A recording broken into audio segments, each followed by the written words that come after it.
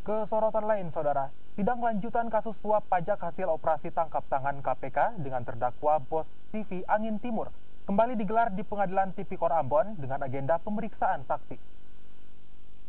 Antoni Liando, bos TV Angin Timur, terdakwa suap pajak di Ambon, Maluku ini, datang mengenakan rompi tahanan KPK dengan tangan diborgol dengan agenda pemeriksaan saksi di Pengadilan Tipikor Ambon.